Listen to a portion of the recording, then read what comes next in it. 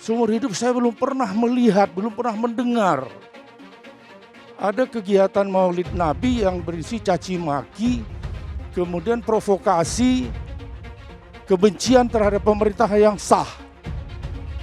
Kemudian disebut-sebut lagi revolusi berdarah. Lebih dari 200 nomor telepon melalui WhatsApp dengan cara yang sangat sistematis menteror saya. Itu saya yakin dilakukan oleh semacam tim cyber.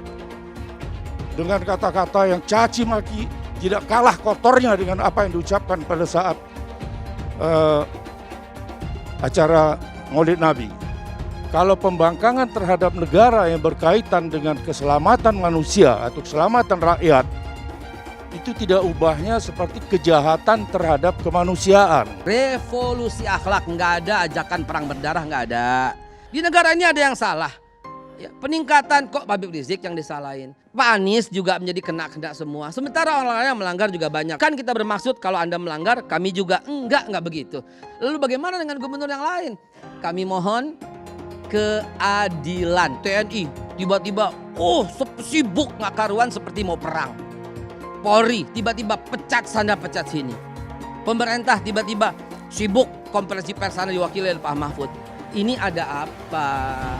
Pelanggaran cuma satu, beliau terlalu dicintai oleh masyarakat Indonesia. Dan ada orang yang gak suka dengan pengaruh beliau, itu dia. Klarifikasi dan prosesnya berjalan dengan baik. Kemudian ada 33 pertanyaan yang tadi disampaikan.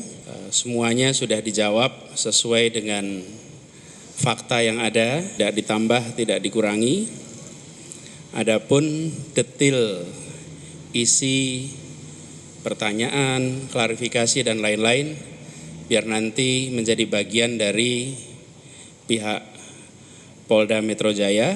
Sehubungan dengan tidak dikabulkannya permohonan kita untuk menggunakan kawasan Monas oleh pihak pengelola Monas dan melihat situasi serta kondisi terakhir perkembangan wabah COVID-19, maka pelaksanaan reuni 212 tahun 2020 ditunda untuk sementara dengan mengamati pelaksanaan Pilkada serentak 2020. Jika ada pembiaran kerumunan oleh pemerintah, maka reuni 212 tahun 2020 akan tetap digelar di waktu yang tepat. Pada tanggal 2 Desember 2020, kami akan mengadakan acara dialog nasional dengan menghadirkan 100 tokoh dan ulama yang akan dihadiri oleh Imam Besar Al-Habib Muhammad Rizik bin Hussein Shihab sebagai narasumber dengan tetap menerapkan protokol COVID-19. Saya ingin tegaskan bahwa keselamatan rakyat adalah hukum tertinggi. Tidak ada yang kebal virus corona. Semuanya bisa terinfeksi virus ini dan juga bisa menularkan ke orang lain. Untuk itu saya minta pada Kapolri, Panglima TNI untuk menindak secara tegas. Jika ada yang melanggar, jangan hanya sekedar himbauan-himbauan saja. Pemerintah menganjurkan kita untuk jauhi tempat keramaian, untuk jauhi tempat berkerumunan, utamakan kesehatan daripada rakyat. Tapi aneh seribu aneh, kenapa pilkada serentak tetap dilaksanakan? Nggak bisa pilkada ditunda? Semua partai setuju pilkada dilaksanakan, hanya PKS yang tidak. Apa karena anaknya ingin menjadi salah satu pejabat, menjadi kandidat? Apa salah satu mantunya menjadi kandidat? Anda membuat peraturan, kenapa Anda yang langgar? Ini pilkada pilkada yang bisa mematikan banyak orang. Tunda pilkada. Bapak bikin pilkada nggak? Oh ada. Kalau Bapak bikin pilkada, saya bikin reuni. Besar ya, ketua panitianya. Kalau Bapak menghargai nggak bikin pilkada, kita juga menghargai nggak bikin reuni. Tapi karena Bapak udah putuskan bikin pilkada, kita bikin reuni bahkan lebih gede dari pilkada Bapak. Prof DKI bekerja berdasarkan peraturan yang ada. Ketika kita mendengar kabar ada sebuah kegiatan, maka secara proaktif mengingatkan tentang ketentuan yang ada. Dan ini dilakukan oleh Jakarta. Maka pelanggaran itu ditindak sesegera mungkin. Dalam waktu kurang dari 24 jam, Pemprov DKI menegakkan aturan. Artinya yang melanggar ya harus ditindak. Itulah yang kita lakukan. Jadi ini penyidik sudah mengirimkan surat kepada Gubernur DKI, 2 Kapolda yang tidak melaksanakan perintah dalam menegakkan protokol kesehatan. Maka diberikan sanksi berupa pencopotan, yaitu Kapolda Metro Jaya. Kemudian yang kedua adalah Kapolda Jawa Barat. Tindak lanjut, penyidik dalam perkara pelanggaran protokol kesehatan atas diselenggarakannya acara resepsi pernikahan putri dari HRS. Kalau ada satu gambar binatang, terus ditulis Habib Rizik, berarti itu menghina saya sebagai binatang. Walaupun itu gambar bukan gambar saya, saudara. Itu penghinaan kepada Nabi alaihi salatu wassalam. Boleh kita menghina Yesus mereka. Apa boleh kita menghina Tuhan mereka? Yang menghina Nabi, menghina Islam, menghina ulama, proses, betul.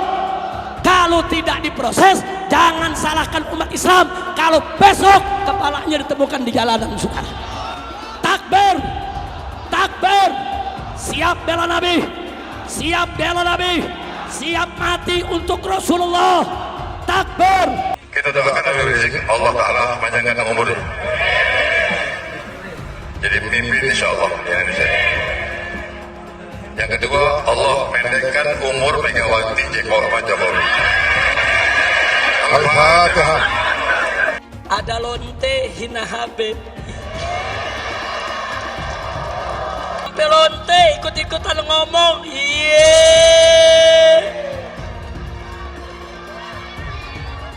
Saudara, saya nggak marah. Cuman ada umat yang marah. Ngancam mengepung lonte. Polisi kalang kabut jagain lonte. Iya. Kacau, kacau. Lonte hina Habib dijaga polisi. Ditangkap enggak? Dijagain. Iya. Jangan-jangan minta jatah kali.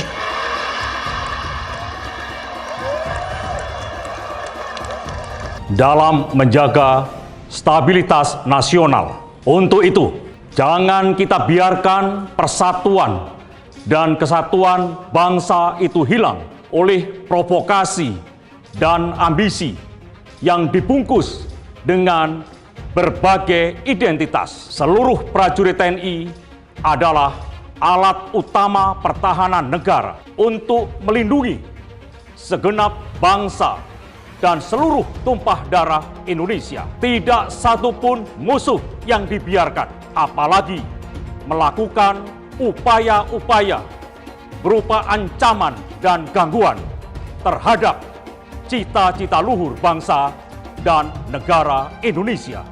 Bubarkan Satgas Covid. Gak usah ada data diupload. Buat apa? Jika pejabat sendiri yang membuat peraturan yang justru mendukung acara yang membuat kerumunan. Jika acara yang membuat kerumunan malah dibagikan masker secara gratis. Bubarkan saja Satgas relawan, bubarkan Satgas Covid. Jadi ketika bicara mengingkari janji atau tidak, maka lihatlah janjinya. Janjinya apa? Kenyataannya apa? Jadi pemimpin itu berpihak dulu. Ada keberpihakan, dari keberpihakan dibuat mekanisme aturannya.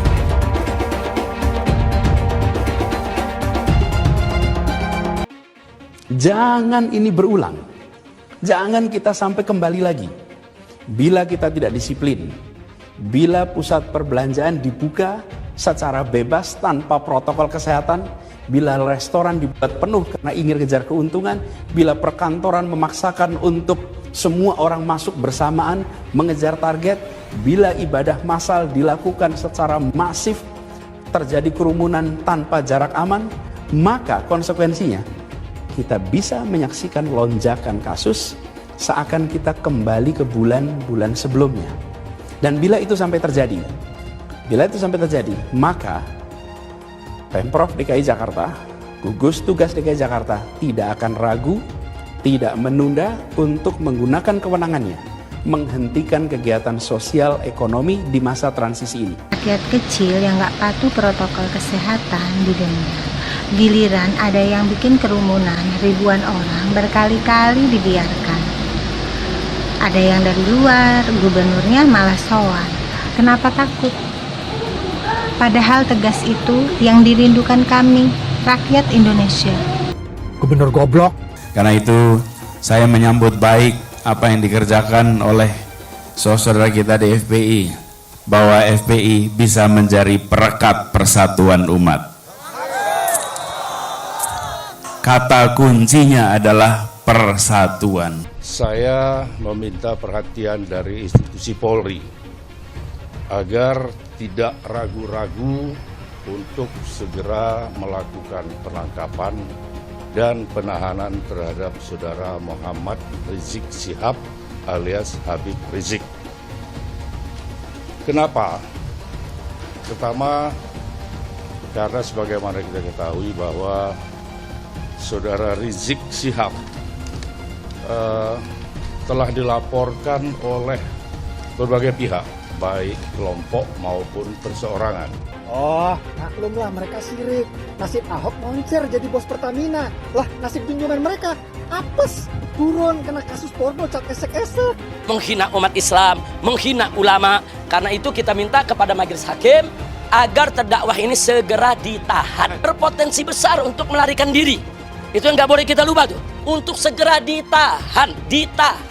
Karena sudah berulang kali selalu mengulang-ulangi penodaan agama, ditambah berpotensi untuk melarikan diri. Pancasila Soekarno, ketuhanan ada di pantai. Anak Tuhan dari mana? Kalau Yesus anak Tuhan, bidannya siapa? Besok di seluruh wilayah Indonesia kami katakan bahwa padahal dia minoritas. Dia mulai tahu pertama kafir, kedua goblok. Kitab Bible Kristen itu bohong. Saya bukan mengatakan Bible Kristen fiksi. Bible Kristen itu palsu. Karena di salib itu ada jin kafir. Karena di salib itu ada jin kafir. Karena di salib itu ada jin kafir. Haleluya. Saya nggak pernah mundur untuk kebenaran, keadilan, kejujuran, dan peri kemanusiaan. Gue nggak pernah mundur. Dan gue nggak pernah takut juga sama lu. Siapapun yang rasis, gue akan hadapin. Gue bilang. Karena rasis itu dia berperi kemanusiaan. Kalau saya ditanya dulu kan, kamu nyesel nggak statement kamu di Pulau Seribu sehingga masih masuk penjara? Tidak pernah nyesel. Karena saya mengatakan kebenaran. Hai teman-teman, saya mau memperlihatkan transaksi saya hari ini lakukan trading di eToro. Ini bukti transaksi saya untung $4.500 US, itu sekitar 68 juta rupiah. Semua keuntungan bisa saya dapatkan dengan fasilitas copy trading di eToro. Kalau saya bisa, kalian juga bisa guys. Oke, itu yang mau saya tunjukkan. Like video ini sekarang juga dan gunakan link di kolom deskripsi, maka kalian berhak dapat bonus kalian. Promo ini ada masa waktunya, jadi jangan ketinggalan. Bukan cuma itu saja, transaksi tidak dikenakan fee, baik itu investasi saham, trading forex, komoditas, bitcoin, dan lainnya. Kalian bisa melakukan transaksi berapa kali pun atau unlimited trading. Dan tidak ada fee sama sekali. Jika transaksi di tempat lain sudah berapa fee-nya. Setelah nonton video ini, ayo bergabung dengan eToro hari ini, gratis dan tidak ada minimal deposit. Pastikan kalian menggunakan link di kolom deskripsi untuk mendapatkan welcome bonus. Kalian bisa menggunakan bonus $100.000 di akun virtual untuk latihan. Bukan cuma itu, kalian akan dapat kelas trading online gratis senilai 3 juta rupiah atau $200 jika kalian deposit di bulan ini. Selamat menonton guys, enjoy! Hai semua, dengan saya Jonas Leong. Terima kasih banyak buat kalian penonton setia yang selalu menonton di channel ini. Saya secara personal sangat menghargai waktu kalian. Dan saya sudah menganggap kalian sebagai family karena kalian selalu support di channel ini. Bagi kalian yang selalu menuliskan opini kalian di kolom komen, saya baca komen kalian satu persatu. Saya baca komen kalian untuk mengetahui opini kalian, tanggapan kalian, dan masukan kalian sangat berguna untuk video selanjutnya. Terima kasih banyak buat kalian yang selalu menekan tombol like di awal video. Video seperti ini membutuhkan waktu dan juga research. Dan ini semua gratis untuk kalian. Jadi pastikan kalian menekan tombol like-nya, supaya saya mengetahui kalian menyukai konten yang saya bagikan. Yang menyolok ngata terjadi pelanggaran terhadap protokol kesehatan, yaitu terjadi di 3 tempat. Bandara, Maulid Nabi, dan di Megamendung. Hal ini sangat kita khawatirkan Bahkan menurut data, pertambahan jumlah korban dalam kurun waktu beberapa hari ini sangat menyolok. Nah, kemudian karena apa yang dituangkan di dalam Inpres atau yang berkaitan dengan protokol kesehatan itu adalah mengutamakan keselamatan rakyat. Artinya hukum tertinggi adalah keselamatan rakyat. Kemudian terjadi yang saya lihat terjadi pembangkangan terhadap ketentuan atau Inpres. Pembangkangan ini artinya pembangkangan terhadap negara. Kalau pembangkangan terhadap negara yang berkaitan dengan keselamatan manusia atau keselamatan rakyat, itu tidak ubahnya seperti kejahatan terhadap kemanusiaan. Karena kita sudah tahu bahwa dampak dari apabila kumpul massa dalam jumlah yang ribuan, tidak dapat dipastikan, tidak dapat dijamin bahwa akan terjadi jaga jarak. Tidak dapat dipastikan bahwa semua orang pakai masker. Ketika kita masih melanjutkan hal itu dengan berbagai dalih, dengan berbagai argumentasi sebagai pembenaran, artinya kita menyadari betul apa yang akan terjadi setelah ini. Hal itu merupakan kejahatan terhadap kemanusiaan. Kita sudah sama-sama tahu lebih dari 15.000 orang yang sudah meninggal akibat dari COVID-19. Kemudian belakangan sebagai akibat dari pelanggaran terhadap ketentuan protokol kesehatan di 3 tempat. Ada 4 putra terbaik bangsa yang menjadi korban. 2 perwira tinggi, 2 perwira menengah Polri yang dicopot. Jelas pencopotannya karena tidak dapat melaksanakan pengamanan atau tidak dapat menghalangi. Sementara yang mau dihalangi jumlahnya sedemikian banyak. Kemudian TNI seperti mau perang. Lah, coba kita introspeksi. Saya seumur hidup diajari oleh orang tua saya untuk menghadiri setiap peringatan Maulid Nabi. Dan sejak saya masih kecil saya digendong, dibawa oleh orang tua saya.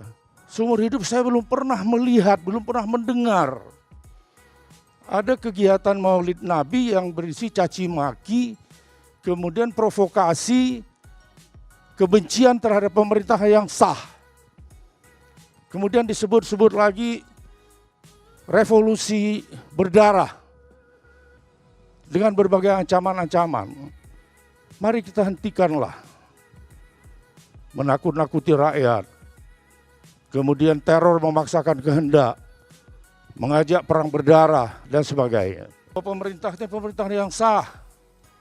Jangan diprovokasi rakyat mengatakan bahwa Jokowi presiden yang ilegal. Ini kan akan menimbulkan kerusuhan-kerusuhan. Jadi public distrust. Kenapa? Yang saya lihat karena ada kelompok-kelompok tertentu yang memprovokasi rakyat untuk membenci pemerintah dengan berbagai fitnah. Nah, ini yang harus kita hentikan kalau memang kita cinta terhadap bangsa ini. Jadi jangan kita mencari alasan pembenar lah dalam forum ini. Beberapa waktu lalu karena saya datang ke Polda, saya catat itu. Ada saya simpan. Lebih dari 200 nomor telepon melalui WhatsApp dengan cara yang sangat sistematis menteror saya. Itu saya yakin dilakukan oleh semacam tim cyber. Dengan kata-kata yang caci maki, tidak kalah kotornya dengan apa yang diucapkan pada saat acara Maulid Nabi. Kembali lagi hati kita yang berbicara. Kalau memang kita cinta kepada bangsa ini, bukan dengan cara-cara seperti yang dilakukan itu selama ini. Kalau revolusi akhlak tidak dapat kita lakukan, bagaimana mengajak orang revolusi akhlak sementara kita tidak memberikan contoh bagaimana perilaku Rasulullah. Kemudian kalau dikatakan, kalau kita dihadang mereka dengan senjata, maka keluarkan senjata, cabut senjata, kita revolusi berdarah. Ini apa artinya? Itu yang saya maksudkan di sini. jelas sekali kasat mata bahwa pihak-pihak yang selama ini berseberangan ini dapat amunisi. Walau amunisi yang salah. Amunisi yang dipakai itu adalah kerumunan mengakibatkan peningkatan. Padahal jelas sekali barusan yang berkepentingan, yang ahlinya berkata bahwa peningkatan COVID-19 karena kejadian 2 minggu lalu, yaitu libur panjang. Dampaknya sekarang. Namun ini dijadikan amunisi, semua bersorak-sorai dari yang terhormat sampai yang terhina menyerang Habib Rizik dan sekarang berimbas pula kepada Gubernur Pak Anies Baswedan. Semua pihak telah menjelaskan bahwa ada 398 pelanggaran sebelum hal ini. Ini kita akui ini pelanggaran, tapi selama ini kemana aja? Dan 399 pelanggaran itu terjadi, yang ke-9 nih, 399 kali itu baru kepada Pak Anies. Langsung dipanggil. Terus gubernur yang lain boleh begitu? Terus ulama yang lain, habaib yang lain, ustadz yang lain juga boleh begitu? Jadi saya dalam kapasitas juru bicara 212, PA 212 dan HRS Center ingin menyampaikan hal-hal berikut ini. Dan yang paling disorot adalah pas Gibran sendiri gitu kan. Acara di bandara, kedatangan Habib Rizik itu diawali dengan rencana kepulangannya Desember 2019. Kebetulan saya yang datang pada waktu itu, rencana beliau insya Allah dalam waktu dekat akan pulang.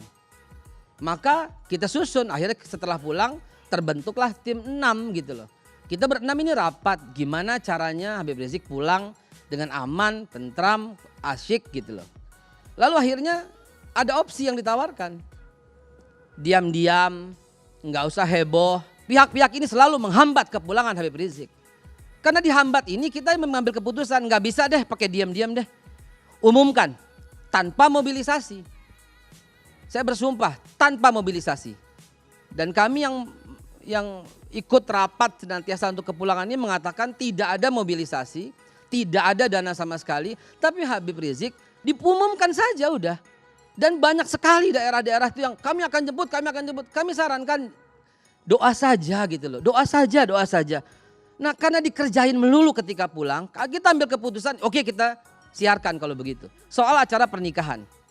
Ini jamnya udah ditentukan, siapa yang hadir jam berapa ditentukan. Kedatangan di Petamburan yang begitu dahsyatnya, siapa yang bisa langgar? Mau di apa ujung-ujungnya? Mau Habib Rizik yang disalahkan? Padahal kita udah mematuhi semua, nggak ada mobilisasi. Para intelijen mungkin tahu lah. Toh kepulangan saya di bulan Desember itu siapa yang jemput juga semua. Para intelijen mungkin sudah tahu lah. Acara yang berikutnya, Maulid. Dalam Maulid ini kita ikuti semua prosedur. Dari mulai pemberitahuan, dari mulai jaga jarak, mengkritik soal bagi masker. Terus mau bagi apa gitu loh. Ini kita emang bagi-bagi masker kok. Tapi masyarakat begitu menanti kerinduan ini. Jadi big picture-nya ini adalah Habib Rizik gitu loh.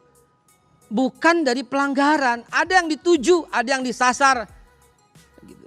Nggak usah pakai ngumpet-ngumpet lah, terbuka aja lah semuanya lah gitu siapa yang disasar. Tapi lihat antusias masyarakat. Ini menunjukkan ada orang yang punya pengaruh besar di Indonesia tapi nggak disukai oleh negara. Saya dengan jelas mengatakan tidak disukai oleh negara. Kenapa? Karena selalu ada hambatan. Habib Rizik itu pingin dialog sejak tahun 2017. Tapi selalu ada yang menghambat. Jujur-jujuran saja, terbuka saja. Siapa yang menghambat itu? Toh Pak Jokowi juga nggak anti-anti banget gitu loh. Siapa yang menghambat ini? Pak Jokowi, tolong dengar ini gitu loh. 2017 kami mau diskusi, nggak bisa. Habib Rizik baru pulang pertama kali lagi capek-capek pegang mic langsung berkata kami ingin dialog. Tapi lihat sambutannya, nggak ada rekonsiliasi. Istana lupa yang mengatakan nggak ada rekonsiliasi. Emang ini Habib Rizik ini apa? Musuh negara. Dia bukan bandar narkoba. Dia bukan pemimpin partai. Dia bukan siapa-siapa.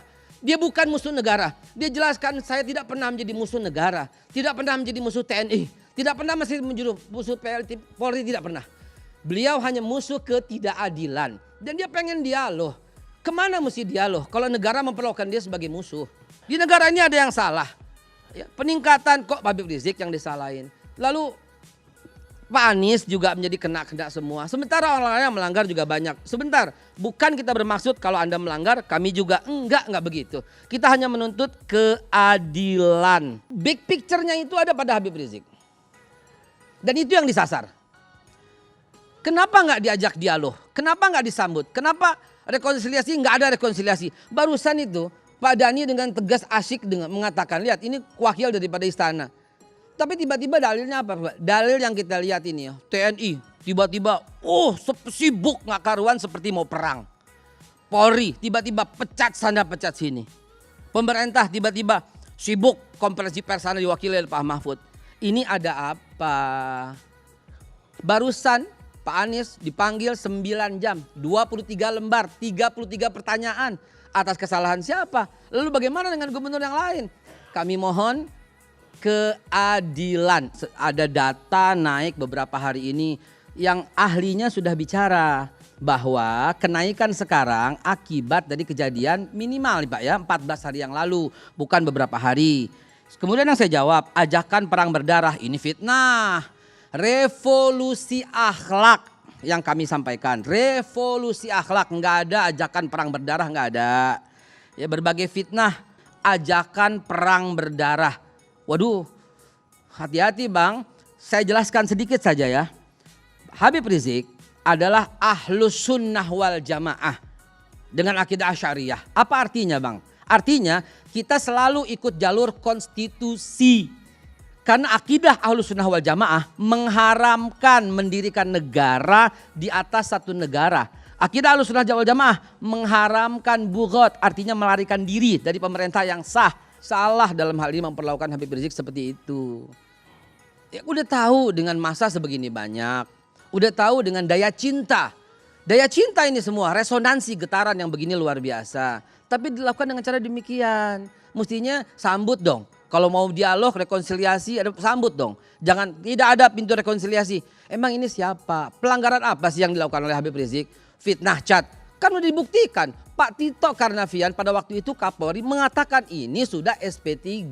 Terus kenapa? Apalagi pelanggaran dilakukan? Pelanggaran cuma satu. Beliau terlalu dicintai oleh masyarakat Indonesia. Dan ada orang yang gak suka dengan pengaruh beliau. Itu dia. FPI, Genfep Ulama, dan PA 212 terkait pelaksanaan Reuni 212 adalah anugerah dan karunia Allah Subhanahu wa Ta'ala yang sangat besar yang wajib kita syukuri, di mana pada 212 Allah Subhanahu wa Ta'ala menyatukan jutaan umat Islam dengan penuh nilai persaudaraan, penuh kedamaian, ketertiban, kebersihan, dan saling toleransi. Sehubungan dengan tidak dikabulkannya permohonan kita untuk menggunakan kawasan Monas oleh pihak pengelola Monas dan melihat situasi serta kondisi terakhir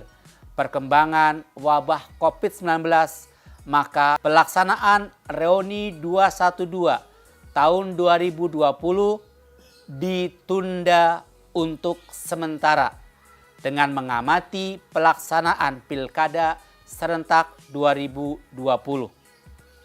Jika ada pembiaran kerumunan oleh pemerintah, maka Reuni 212 tahun 2020 akan tetap digelar di waktu yang tepat.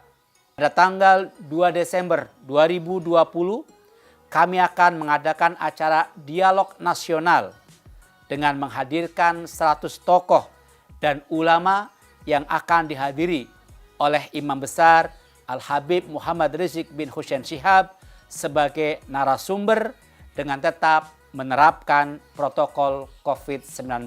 Kalau zaman sekarang ini ada yang menghina Nabi, saudara. Kalau yang menghinanya orang Islam, maka wajib yustatab. Disuruh bertobat. Enggak mau tobat, hukum mati, saudara. Lalu kalau ada orang kafir yang menghina Nabi, kalau dia kafir harbi, perangi. Kalau dia kafir zimmi, saudara, berikan peringatan, batal dia punya perlindungan kalau dia nggak minta maaf, saudara. Jadi jangan kita kendor soal penghinaan Nabi. Dan soal terakhir, ada seorang guru yang mempertontonkan, yaitu kartun Nabi alaihi salatu wassalam di Prancis, saudara. kemudian dibunuh oleh seorang siswa, seorang pelajar yang masih berumur 18 tahun, saudara, berasal dari case-nya. Ini menggemparkan dunia, saudara. Nah, kemudian muncullah pendapat-pendapat yang pura-pura arif dan pura-pura bijak, saudara. Pura-pura arif dan pura-pura bijak. Apa dia bilang? Itu kan bukan kartun Nabi. Nabi kan gak boleh digambar. Itu kan orang lain. Saudara, kalau ada satu gambar binatang, terus ditulis Habib Rizik, berarti itu menghina saya sebagai binatang. Walaupun itu gambar bukan gambar saya, saudara. Jadi kalau ada kartun digambar, apapun gambarnya, ditulis ini Nabi Muhammad, saudara, itu penghinaan kepada Nabi alaihi salatu wassalam. Takbir. Jadi nggak boleh ada lagi yang bilang, sudahlah kita jangan marah. Nah, ini kan karena kesalahan umat Islam juga. Karena ada ISIS yang ada teroris dari Islam sehingga mereka menghina Nabi. Saudara, ya teroris yang beragama Islam silakan perangi. ISIS yang melanggar silakan perangi, saudara. Tapi itu bukan alasan untuk menghina Nabi Yuna Muhammad Sallallahu Alaihi Wasallam. Dan nggak boleh kita membenarkan itu gara-gara ada teroris beragama Islam, gara-gara ada ISIS yang sudah menyimpang, kemudian saudara kita memaklumi punya untuk menghina Nabi. Haram, nggak boleh, saudara. Tapi kau tidak punya hak untuk menjadikan itu sebagai dalil untuk membolehkan menghina Nabi Muhammad Sallallahu Alaihi Wasallam. Takbir.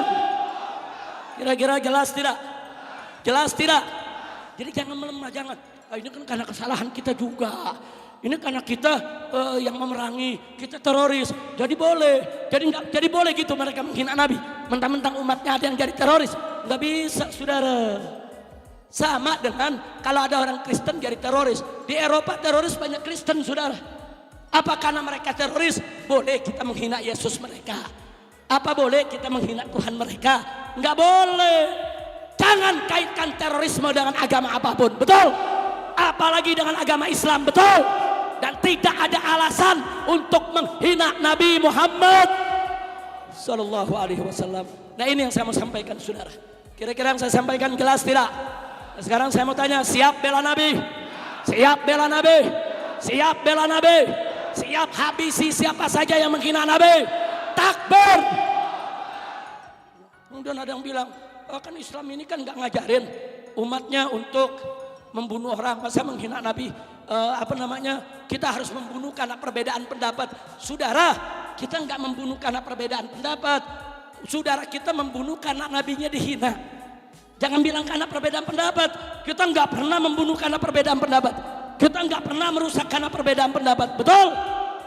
Saudara kita dari kesnya membunuh gurunya bukan karena perbedaan pendapat, karena nabinya dihina, nabinya dinistakan, nabinya direndahkan, dan dia tidak terima, saudara. Nah, maka itu jangan kaget begitu jenazahnya, saudara, dikembalikan. Ini yang dari ceknya, ditembak polisi di Perancis, mati. Orang menyambut sebagai pahlawan, saudara. Takbir, takbir. Nah, ini mau samakan, jangan takut. Pokoknya kalau udah urusan bela Nabi jangan takut ya. Nah, maka itu kepada pemerintah, khususnya kepolisian, kita kasih tahu kalau nggak mau terjadi peristiwa seperti di Perancis, penghinaan Nabi dipenggal, saudara. Nah, tolong kalau ada laporan penista agama, proses dong. Betul? Yang menghina Nabi, menghina Islam, menghina ulama, proses, betul? Kalau tidak diproses, jangan salahkan umat Islam kalau besok kepalanya ditemukan di jalanan, saudara. Takbir, takbir, siap bela Nabi, siap bela Nabi, siap mati untuk Rasulullah. Takbir, takbir, takbir. Insya Allah dengan datangnya peringatan Maulid di mana-mana, Allah akan segera mengangkat wabah corona. Allah berikan kita semua sehat walafiat, murah rizkinya, berkah penghasilannya, mudah segala urusannya. Dan semoga mereka yang meninggal dunia akibat corona, Allah jadikan mereka minas syuhada, dimaafkan segala kesalahannya, diterima segala amal ibadahnya, diberikan kesenangan barzah dan akhiratnya. Dan mereka-mereka yang sedang sakit saat ini kita doakan agar segera disembuhkan oleh Allah Subhanahu wa taala. Amin ya rabbal alamin. Kalau ketuhanan ada di pantat. Anak Tuhan dari mana? Kalau Yesus anak Tuhan, bidangnya siapa? Besok di seluruh wilayah Indonesia kami katakan bahwa Corona datang, musibah-musibah datang, tiada lain dan tiada bukan, saudara. Pasti kesalahan ini ada kaitannya. Apa kaitannya? Karena Habib Rizik tidak boleh kembali ke tanah air. Allah Ta'ala murka. Hai teman-teman, kalian sudah membuka akun untuk melakukan investasi atau trading? Jika belum, membuka rekening di eToro gratis loh. Bahkan cuma butuh 5 menit saja. Cepat dan simple. Dan semua bisa dilakukan secara online. Sampai saat ini ketika kita mau melakukan investasi saham atau trading forex, kita masih menggunakan cara yang kuno. Seperti kita menelpon banker atau broker yang melakukan atau mengeksekusi transaksi kita. Tapi apakah kalian tahu di eToro kita membeli saham atau forex, kita cuma login, lalu memilih apa yang kita mau, lalu masukin angka berapa banyak yang ingin kita beli, lalu tinggal klik. Sesimpel itu. Sampai saat ini kita bingung mau investasi saham luar negeri, trading forex, komoditas, dan cryptocurrency di mana tepatnya. Kita bisa transaksi semua trading ini di eToro. eToro merupakan one-stop shopping. Sampai saat ini kita membayar fee di setiap transaksi kepada banker atau broker. Setiap kita melakukan transaksi jual beli, biasanya kita dipotong fee oleh platform kita. Kalau dalam 1 bulan kalian melakukan transaksi 1 kali, mungkin tidak terasa. Coba kalian melakukan trading sebanyak 100 kali. Sudah berapa fee-nya? Misalnya kalian membeli saham Google dengan fee per transaksi $10. Jika kalian membeli saham Google 10 kali, maka fee transaksi sudah $100. Belum lagi kita akan dikenakan fee ketika kita menjual saham itu. Itulah sebabnya saya memilih eToro, karena tidak ada fee sama sekali. Saya ulangi, di eToro tidak ada fee sama sekali ketika kalian melakukan transaksi. Dan yang kedua, kalian bisa melakukan unlimited trading atau trading sebanyak apapun. Ya, kalian bisa melakukan trading 10 kali, 100 kali, 1000 kali dalam sehari tanpa dikenakan fee. Jadi berapa banyak uang yang kita hemat dari fee saja. Sampai saat ini ketika uang dana kita dikelola oleh manajer keuangan, terkadang kita tidak diberitahu ketika akan melakukan transaksi. Bahkan investasi kita dipotong biaya.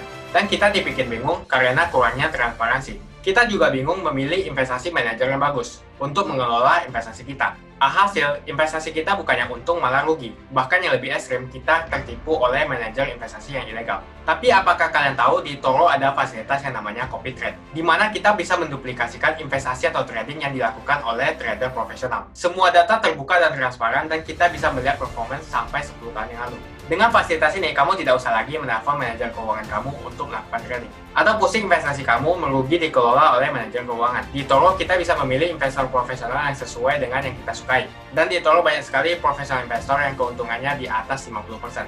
Bulan ini saya profit 140%. Jika kalian ingin profit seperti saya, kalian tinggal menggunakan fasilitas copy trade. Jadi ketika saya profit, maka otomatis kalian akan mendapatkan profit. Mau beli saham Google, 1 unitnya mahal. Di eToro kalian bisa beli di bawah 1 unit atau pecahan unit. Contohnya kita membeli saham Google dengan hanya $50 saja, yaitu 0,02 unit. Di platform lain, kalian diwajibkan untuk membeli minimal 1 unit atau $1.500 untuk saham Google. Dengan $50 atau Rp700.000 saja, kalian sudah bisa memiliki saham Google. Menarik bukan? Saya sudah lama menggunakan eToro dan minggu ini saya profit 140%. Jadi bergabunglah dengan eToro dan mulai profit hari ini. Jadi apa yang kalian tunggu? Mendingan kalian cobain sendiri aja deh. Tutorial bisa kalian cek di kolom deskripsi dan kalian harus menggunakan link di kolom deskripsi untuk mendapatkan welcome bonus. Jika tidak, maka tidak akan mendapatkan bonus. Dan gunakan bonus $100.000 di akun virtual Anda untuk mengenal lebih jauh tentang eToro atau bisa digunakan untuk latihan. Bukan cuma itu, kalian akan dapatkan kelas trading gratis yang nilainya Rp3 juta jika kalian deposit di bulan ini. Banyak buat kalian yang nggak skip dan nonton video ini sampai habis. Saya secara personal sangat menghargai waktu kalian. Makasih banyak buat kalian yang sudah tekan tombol subscribe, dan makasih banyak buat kalian yang sudah tekan tombol loncengnya. Jangan lupa bagikan informasi ini ke teman atau family Anda. Mungkin teman atau family Anda membutuhkan investasi ini.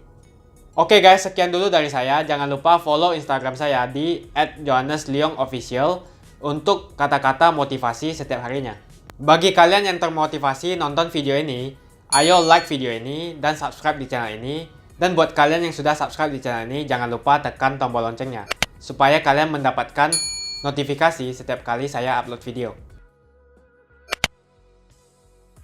Hai teman-teman, terima kasih banyak buat kalian yang sudah menekan tombol join atau sudah bergabung di channel YouTube Jonas Leong. Ini adalah salah satu feature dari YouTube di mana kalian bisa mensupport channel Jonas Leong untuk lebih semangat membuat konten-konten lainnya. Apa kelebihan ketika kalian join membernya Jonas Leong? Yang pertama, kalian akan mendapatkan badge. atau tanda khusus untuk kalian semua, seperti ini. Kita mulai dari new member, 1 bulan, 2 bulan, 6 bulan, 1 tahun, dan juga 2 tahun. Jadi semakin lama kalian berlangganan dengan membershipnya Jonas Leong, maka base Anda akan berevolusi menjadi lebih bagus dan menjadi lebih baik lagi. Yang kedua, kalian bisa menggunakan banyak emoticon yang bisa Anda pakai, seperti ini. Jadi kalian bisa berekspresi menggunakan emoticon yang sudah saya sesuaikan untuk kalian semua pendukung Jonas Leong. Tentu saja ada perbedaan antara orang yang belum membership dan sudah. Dari segi tampilan nama yang di-highlight dan juga logo di samping nama ketika Anda komen. Dan juga komen kalian akan lebih sering saya reply dan juga akan saya pin atau feature di setiap video. Buat kalian yang tidak bisa ikutan atau bergabung membership, tidak masalah. Karena dengan Anda menonton dan juga subscribe channel YouTube Jonas Leong, dengan cara like dan juga komen channel YouTube Jonas Leong, itu sudah cukup untuk mensupport channel Jonas Leong. Ini adalah feature di mana kalian ingin mensupport channel YouTube Jonas Leong secara lebih lagi. Oke teman-teman, terima kasih banyak untuk support yang kalian berikan kepada channel YouTube Jonas Leong. Dan saya akan jumpa kalian di video selanjutnya.